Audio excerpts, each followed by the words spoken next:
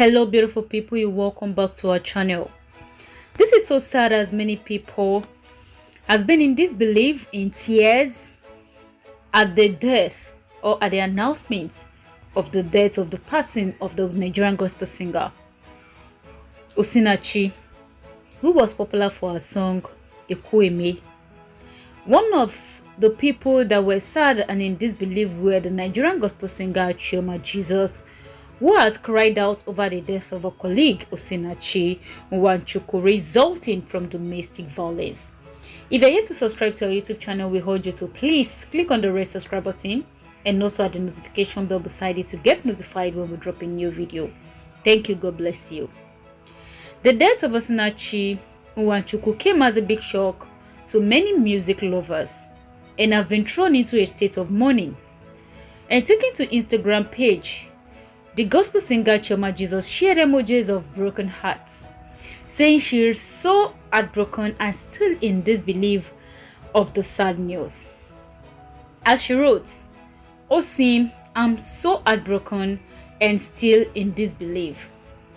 And it could be recalled that one Gold Martins, in a post shared on Facebook, alleged that Osinachi was suffering domestic violence in her home, and she confided in some friends about what she was going through at the hands of her husband. And the gospel singer, being a gospel minister, she was afraid of what the world would say if she ended her marriage after 4 children.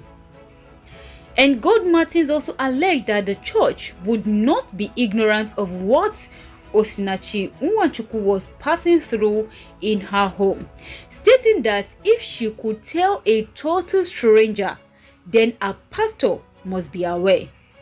And another Facebook user named Gloria Solomon also alleged that she hosted Osinachi Nwachukwu for a program in 2019, and it was a terrible experience with her husband when she arrived for the program.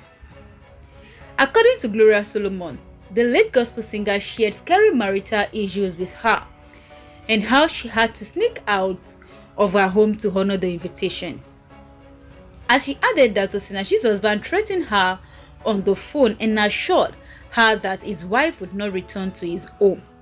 And otherwise, others who also reacted to the viral post on Facebook affirmed that Osinachi's husband abused her and had kicked her in the chest, which resulted her being hospitalized and was on a life support before she passed on.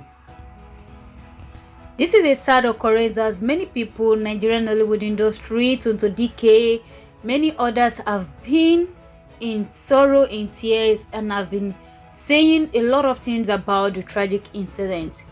And not later long, a photo of the late gospel singer's husband surfaced online. We all remember that Osinachi died hours ago after allegedly being in a coma for 5 days following the beating she received from her husband.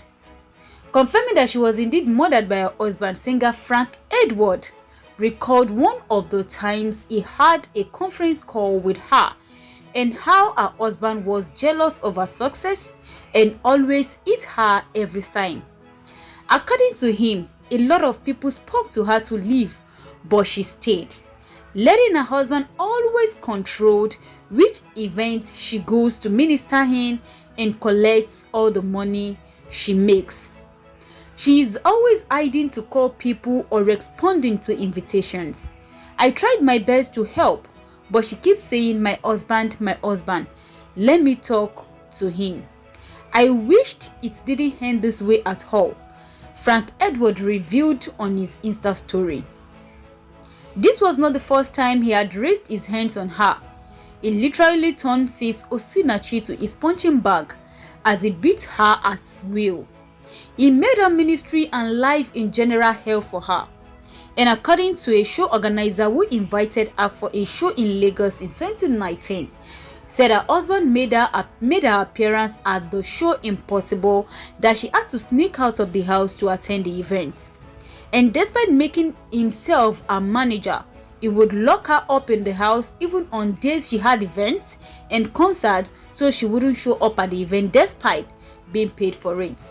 This made show organizers to stop inviting her for shows. You all see this photo and think she was happy in the marriage, but she was dying in silence. May Osinachi's Nwachukwu soul rest in peace. Meanwhile, more celebrities have weighed in on the sad news.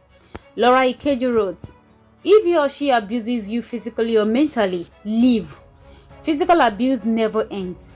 Do it for you. Live to live for yourself and family." Daddy Freeze wrote, "Could this really be true? If it were, then only confirms what I have been teaching all along.